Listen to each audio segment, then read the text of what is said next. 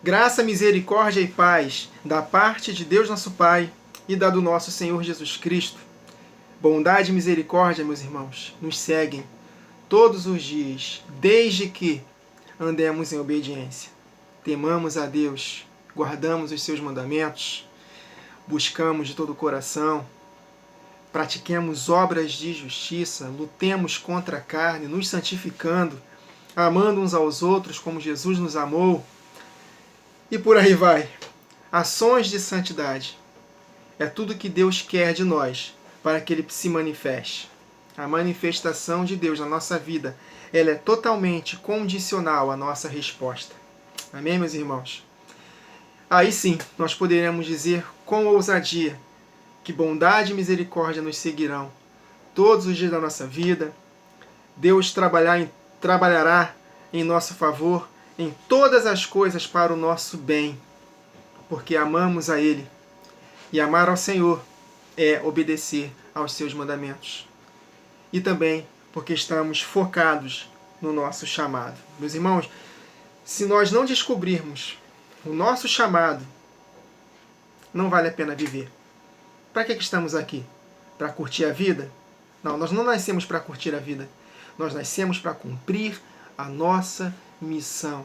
O que Deus tem de reservado para nós em termos de atividade? Todos nós fomos chamados para trabalhar para Ele. Então nós temos que buscá-lo de todo o coração, se envolver com Ele, para que nós possamos perceber a direção do seu Espírito. Amém, queridos?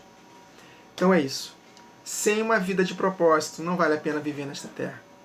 E se o nosso chamado for algo que mexa com a nossa carne, que possamos nos entregar à vontade de Deus, assim como Jesus se entregou à vontade do Pai, lutando o tempo todo contra as tentações, e Jesus nunca pecou, venceu. É claro que nós não podemos passar pelas tentações sem pecar. Jesus foi o único que fez isso, o único digno. Mas nós temos Ele próprio, que está à destra de Deus, intercedendo por nós, se pecarmos. Amém, meus irmãos? Então é isso, vamos dar continuidade à nossa série acerca do Evangelho de João. Eu estou com o coração ardendo, muito feliz com essa série. Então, vamos dar continuidade aqui na leitura de João capítulo 2, versos 13 a 22. E nós já estamos na quinta parte desta porção, e nós vamos dar continuidade à leitura de Jeremias capítulo 7. E que no capítulo 11, Jesus, quando fez essa limpa na porta do templo, ele mencionou esse texto de Jeremias capítulo 7, verso 11. Será esta casa, que se chama pelo meu nome, um covil de salteadores aos vossos olhos? Então Jesus falou isso num contexto que estamos lendo aqui de Jeremias. E nós já aprendemos que esta ação vai se repetir com a igreja no tempo do fim. Quem está acompanhando já está entendendo o que eu estou falando. Eu não vou voltar para que possamos dar continuidade. Amém, queridos? Então eu não vou ler a porção novamente de João capítulo 2, versos 13 a 22. Eu vou pular direto para o texto de Jeremias capítulo 7, a partir do verso 11, para darmos sequência. Tá? Se os irmãos não ouviram os últimos áudios, eu recomendo que ouçam os vídeos, para que vocês possam pegar o espírito desse entendimento maravilhoso, desse ato profético de Jesus na porta do templo. Amém, meus irmãos? Então, vamos lá. Será esta casa, que se chama pelo meu nome, um covil de salteadores aos vossos olhos? Eis que eu mesmo vi isto, diz o Senhor. Verso 12. Mas ide agora ao meu lugar que estava em Siló, onde no princípio fiz habitar o meu nome, e vede o que lhe fiz por causa da maldade do meu povo de Israel. Então houve um julgamento por causa das ações de pecados sem arrependimento do seu povo.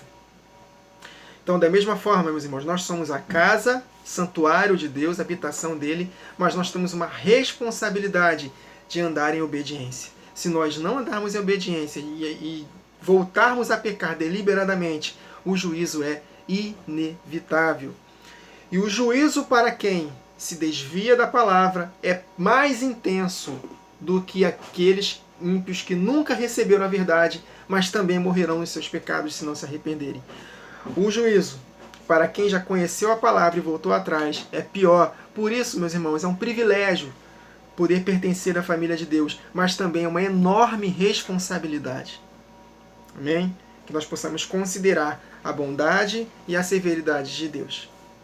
Amém, meus irmãos? Nós devemos conhecer o amor de Deus, mas também conhecer a sua severidade. De Deus não se zomba. Tudo que o homem plantar, ele vai colher. E a palavra de Deus não volta vazia, ela vai se cumprir. Isso é temer a Deus. O princípio de tudo, meus irmãos, da nossa caminhada com Deus é temê-lo. É o princípio, é o alicerce, é o fundamento da nossa caminhada. Temer a Deus. E temer a Deus é afastar-se do mal. Isso o agrada e nos protege. Amém, meus irmãos? Verso 13. Agora, pois, visto que fazeis, praticais ações correspondentes, fazeis essas mais obras. Agora, pois, visto que fazeis todas estas coisas, diz o Senhor, e eu vos falei, começando de madrugada, e não me ouvistes, chamei-vos, e não me respondestes.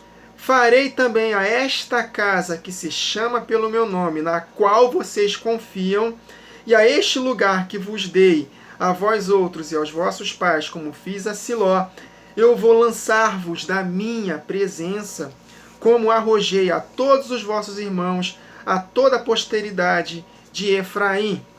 Então nós seremos lançados da presença dele, se nós continuarmos na prática dos pecados deliberados.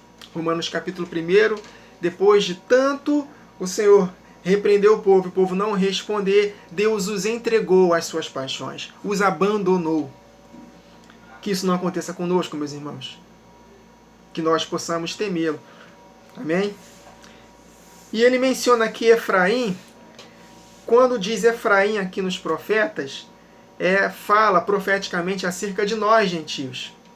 Quem conhece o mistério das duas casas, da divisão das 12 tribos, está entendendo o que eu estou falando. As 10 tribos que foram dispersas por entre as nações, elas se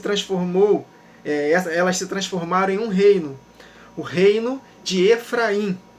Por quê? Porque um efraimita chamado Jeroboão assumiu a liderança dessas 10 tribos. O profeta Aías se encontrou com Jeroboão no caminho, rasgou sua capa em 12 e entregou 10 tribos para ele, e outras 2 tribos deixou para o filho de Salomão, Roboão. E dali em diante, Deus dividiu as 12 tribos. Mas pensando em nós, porque essas 10 tribos foram dispersas por entre as nações, pela Assíria, nunca mais voltaram para Israel e se misturaram conosco. Mas em Cristo Jesus nós fomos enxertados na boa oliveira e hoje fazemos parte da família de Deus. Tanto os judeus quanto o resto do mundo é um corpo espiritual em Cristo Jesus. Então toda vez que ele falar de Efraim aqui nos profetas, está falando acerca da divisão das 12 tribos e profeticamente falando acerca de nós gentios. Afinal de contas, Efraim foi um gentil porque ele nasceu no Egito. Foi um dos filhos de José. Amém? Então no verso 15, eu vou lançar-vos da minha presença, assim como arrojei a todos os vossos irmãos, a toda a posteridade de Efraim. Ou seja, assim como eu fiz com Efraim, eu vou lançar vocês também da minha presença. Está falando também para o outro reino, o reino do sul. Amém? Os judeus que não se misturaram com outras nações por causa de Jesus. Amém, meus irmãos? Então estamos aqui na mesma vibe do Jesus expulsando os cambistas no templo. Então estamos tentando compreender o que vai acontecer com a igreja, porque o juízo começa pela casa de Deus, 1 Pedro 4,17. Então esse juízo vai acontecer, vai haver uma limpa antes da volta de Jesus. Vamos continuar a leitura aqui. Irmãos, se vocês estão ouvindo esse vídeo só agora, não vão entender muita coisa. Isso aqui é uma continuação, tá? Eu gostaria muito que os irmãos, se você é a primeira vez que está ouvindo agora, não escuta esse vídeo. Volta e ouça os vídeos anteriores, pelo menos os últimos 4 vídeos, para poder pegar um entendimento. Amém? Verso 16 de Jeremias 7, para compreendermos o contexto em que Jesus mencionou quando expulsou os cambistas, derrubou as suas mesas, falando que eles estavam fazendo da casa do meu pai casa de comércio, covil de salteadores. Estamos entendendo o contexto do povo que estava vivendo quando Jeremias profetizou sobre isso, conectando não somente com o que Jesus fez com o povo que estava na sua época, lá na porta do templo, mas também para nós que somos o seu templo. Amém? Claro, conosco, que nós possamos ser os profetas que vão profetizar contra os que são infiéis. Que nós não façamos parte do grupo infiel, que vai ser expulsos da porta do templo. Verso 16. Tu, pois, Jeremias, não intercedas por este povo. Olha só, eu não vou mais ouvir a sua intercessão, o juízo já está decretado. Interessante, né, que 1 João está escrito lá que há pecados que são para a morte. Para esses pecados vocês não devem nem orar. Por quê? Porque o juízo já está determinado. Por quê? Porque Deus deu tempo para arrependimento e eles não responderam. E Deus sabe, na sua presciência, que não vai haver arrependimento. Então não ora mais por eles, Jeremias. Está vendo de onde João tirou essa passagem de 1 João? E nós podemos compreender por que há pecados que são para a morte. O que são pecados que são para a morte que não devamos nem sequer mais interceder por eles? Pecados que não foram arrependidos. E que de tanto aguardar, o Senhor Jesus determinou o juízo. Quem muito é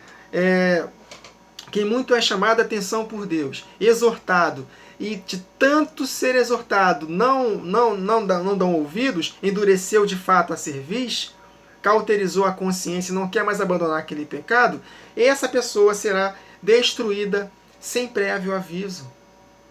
Será destruído. Isso está em Provérbios. Se eu não me engano é capítulo 1, né? Eu não lembro o capítulo, mas está em Provérbios. Endureceu a cerviz, será destruído repentinamente.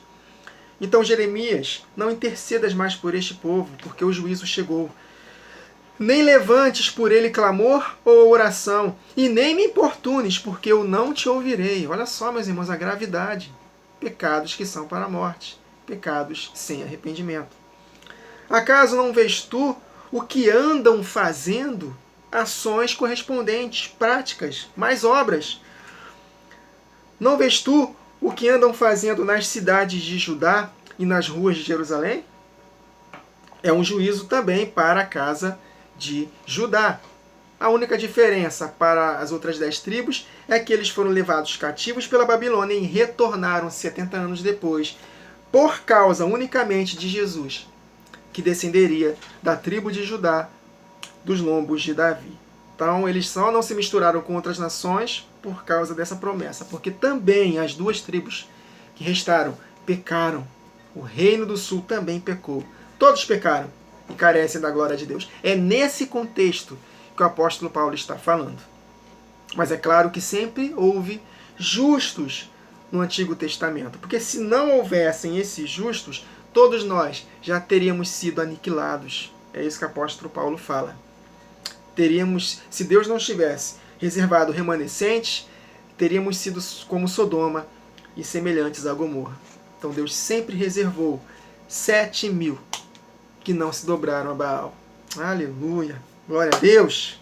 Meu irmão, eu estou com o coração queimando, meus irmãos.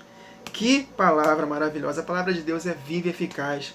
Se nós nos entregamos de todo o coração para essa palavra, o nosso coração queima, meus irmãos. É uma alegria indizível, vocês não fazem ideia. A alegria que eu estou sentindo no meu coração por causa dessa palavra. Se não fosse essa palavra, meus irmãos, eu acho que eu já estaria... Não sei onde eu estaria. Mas por essa palavra tem me sustentado. Essa palavra tem me libertado de depressões. Porque tenho motivos de sobra do lado de fora para entrar em depressão. Mas essa palavra me sustenta. Verso 18. Verso 18. Os filhos apanham a lenha, os pais acendem o fogo e as mulheres amassam a farinha. Para quem? Para Deus? Não. Para fazerem bolos à rainha dos céus. E oferecem libações, ofertas de bebidas, a outros deuses, para me provocarem a ira. Para os dias atuais, para a nossa vida, nós pecamos contra o Senhor. Porque quando nós andamos na prática deliberada do pecado, o nosso Senhor é outro. O senhor do pecado, quem é? Que peca desde o princípio, que a verdade nunca esteve nele? Satanás. Então, quando nós andamos na prática do pecado deliberado, nós estamos adorando a outro Deus. Não há, meus irmãos, verdadeira adoração sem arrependimento, sem obediência. Eu posso fazer o que for, é o que o povo estava fazendo aqui. Eles estavam confiando no templo, eles estavam fazendo, né, as práticas cerimoniais, mas o coração estava longe. E aí, em vão, eles estiveram adorando. Por que eles estavam adorando em vão? Porque não estavam obedecendo. Estavam indo após outros deuses. Da mesma forma, meus irmãos, se nós não estivermos andando em obediência, tudo que nós fizermos para Deus não vai valer de nada. Estou lembrando de uma passagem aqui do profeta, se eu não me engano é Miqueias ou Amós, acho que é Amós, falando: afasta de mim o estrépito dos seus cânticos, não ouço mais o som das suas melodias, das suas liras. Vocês cantam para mim, vocês fazem um culto para mim, mas eu não estou nesse meio. E é exatamente o que tem acontecido em boa parte das igrejas. Deus não está naqueles cultos. Não estão, meus irmãos. Muitas músicas são entoadas para Deus e Deus está longe. Esse meio gospel aí, de pessoas que ganham dinheiro para poder gravar, se vender CD, cantar em igrejas, cobrar, shows. Não. Fã-clube? Que isso, meus irmãos? Fã-clube de cantor gospel? Tá de brincadeira. Deus não está nesse meio, meus irmãos. Deus não está no meio gospel. Então os filhos apanham a lenha, os pais acendem fogo, já li, né? Verso 19. Ah tá, eles fazem tudo isso para me provocarem a ira. Quer provocar a ira ao Senhor? Desobedece a Ele deliberadamente. Verso 19. Acaso é a mim que eles provocam a ira? Diz o Senhor. E não antes a si mesmos, para a sua própria vergonha. Por quê, meus irmãos? É para a nossa própria vergonha. Deus não vai ser afetado em si por causa da nossa falta de resposta a Ele. Nós é que vamos perder. Para a nossa própria vergonha. O apóstolo Paulo fala isso para a igreja dos Efésios, né? Em Éfeso. Essas práticas que vocês faziam antes, até mencionarem vergonhoso. Vocês sentem vergonha só de mencionar esses pecados. Exatamente o que está aqui, ó. Vocês praticam esse mal para a sua própria vergonha. Meus irmãos, andar em pecado deliberado é para a nossa própria vergonha. Verso 20 de Jeremias 7, dentro do contexto que Jesus fez na porta do templo. Portanto, assim diz o Senhor Deus: eis que a minha ira e o meu furor se derramarão sobre este lugar. Meus irmãos, não é para os ímpios. Aqui é no juízo na própria casa dele. Como é que Deus não... Meus irmãos, como é que pode um ministro dizer que Deus não castiga? Que ele só castigava na antiga aliança. Que Deus mudou, né? Deus ficou bonzinho agora, né? Deus era mau, agora ficou bonzinho por causa de Jesus. Não, ele é o mesmo, ele não muda. Ele continua julgando. Ele não só castigava no antigo, como no novo.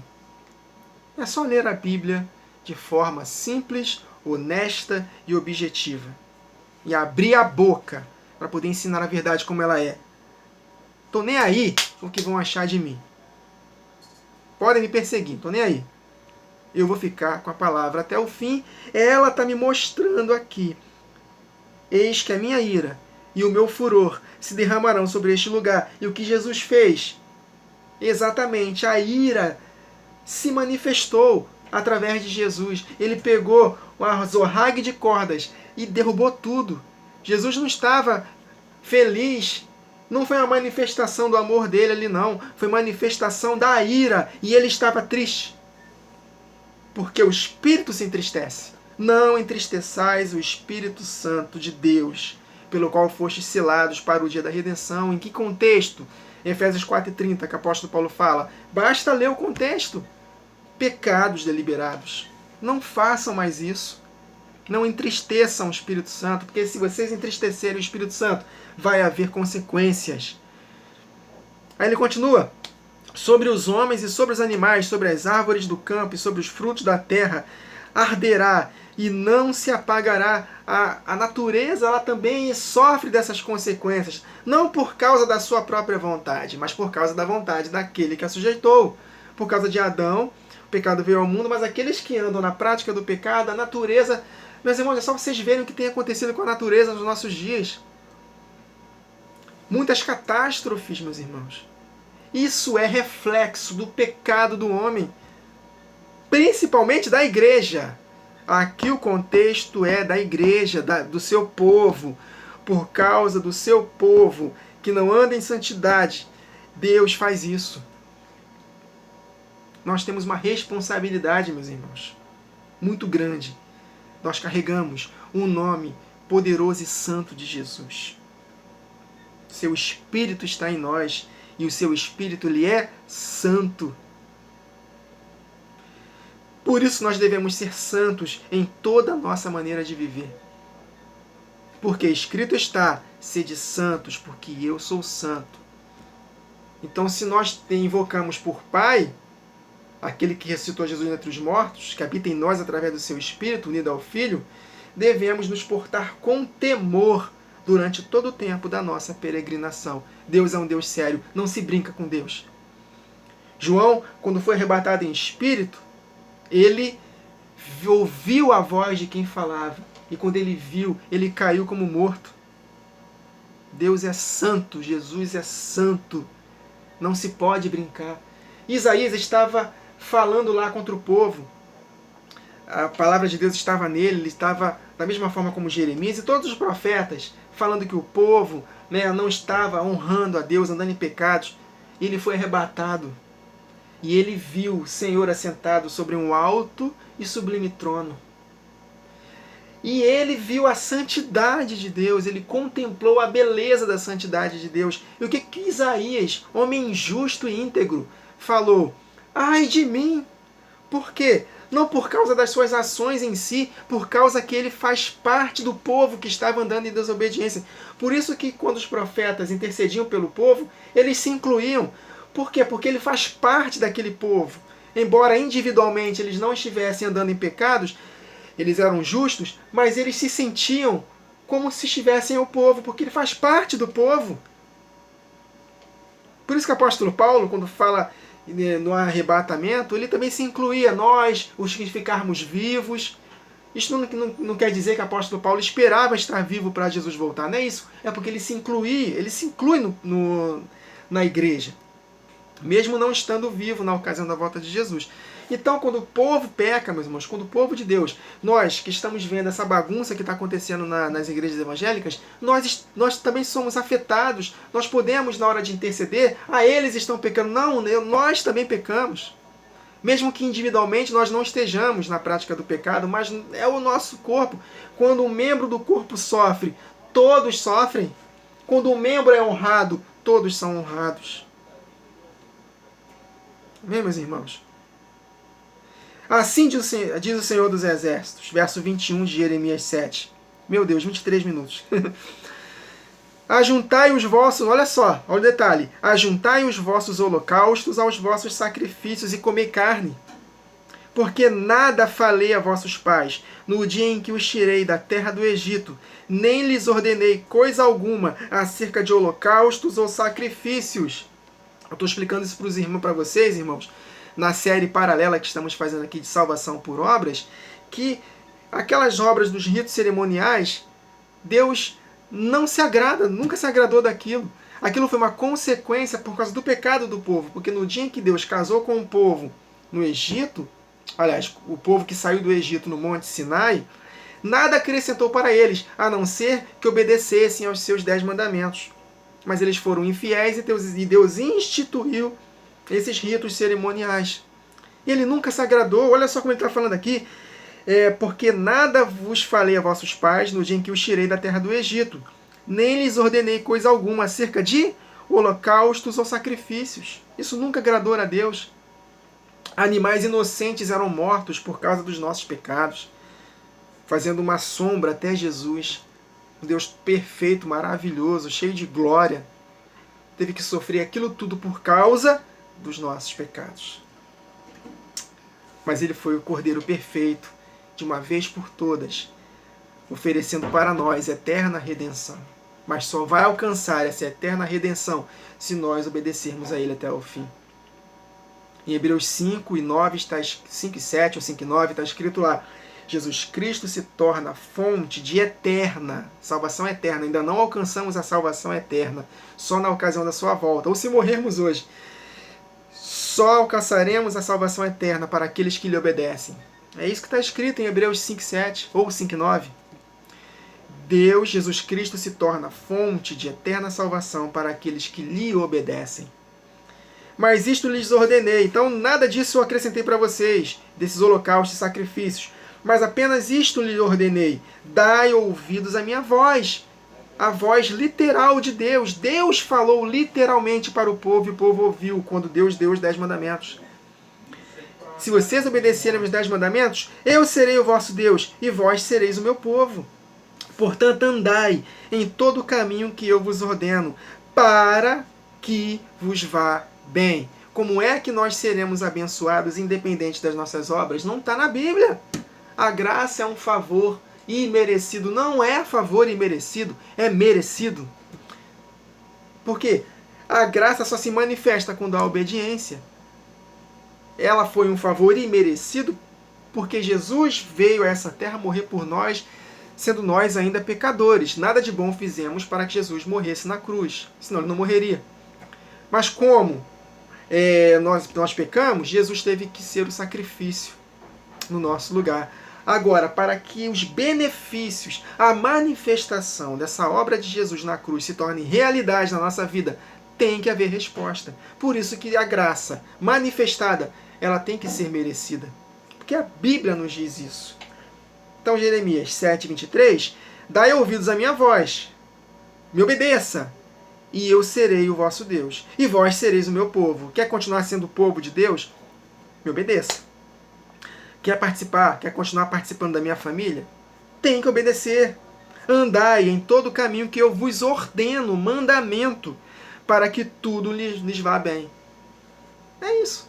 Como é que eu quero ter bênção, por exemplo, barganhando com Deus? Campanha de 7 semanas, não sei das quantas. Vou dar o dízimo de tudo que eu ganhar. Dízimo nunca foi dinheiro na palavra.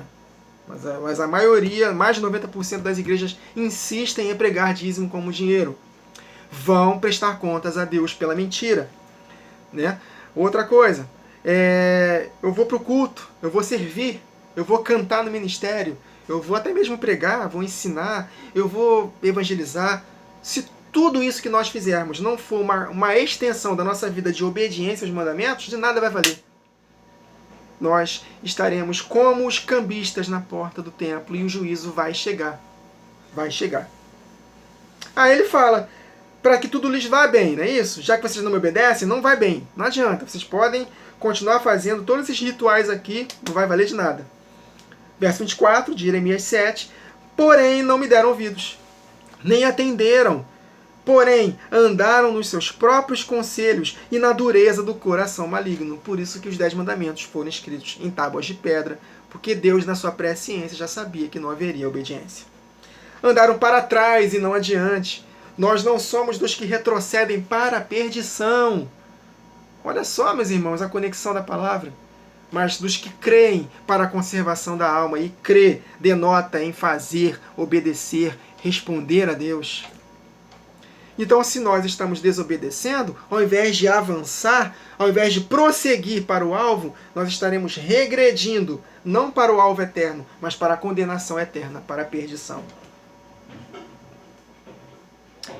Desde o dia em que vossos pais saíram da terra do Egito até hoje, enviei-vos todos os meus servos, os profetas, todos os dias, começando de madrugada, eu os enviei. Verso 26, mas não me destes ouvidos, nem me atendestes, endurecestes a cerviz. Anotei aqui o texto. É Provérbios 29:1.